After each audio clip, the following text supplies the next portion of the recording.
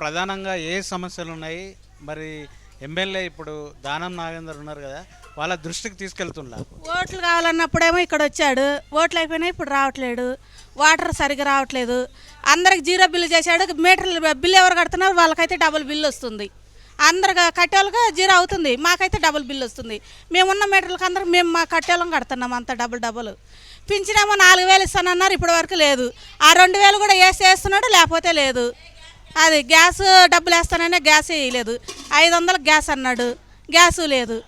ఏం చేయాలి? ఇప్పుడు దానం నాగేందర్ బీఆర్ఎస్ నుండి గెలిచి కాంగ్రెస్లో జంప్ అయ్యిండు కదా, అది దాని అంతసేపేమో అన్నీ మీకు చేస్తానమ్మా, అది ఇస్తాను ఇది ఇస్తాను, చెక్కులు నా ఇంట్లో ఉన్నాయి రెడీగా ఉన్నాయి, నేను సంతకం పెడితే వచ్చేస్తుందని ఆఖరికి అన్నీ తీసి మూలేసిండు, పోయి కాంగ్రెస్లో చేరిండు. ఇంకేముంది, వాళ్ళు చూసుకుంటున్నారు అంతే. మనకైతే ఏమి ఇవ్వలేదు కదా, మాకైతే మంచి చేయలేదు కదా. ఓట్లు అయితే ఇంటింటికి వచ్చి అమ్మ నాకు ఓట్లు వేయండి, మీకు 6 ఇండ్లు ఇస్తా 7 ఇండ్లు ఇస్తానని ఏమీ లేదు.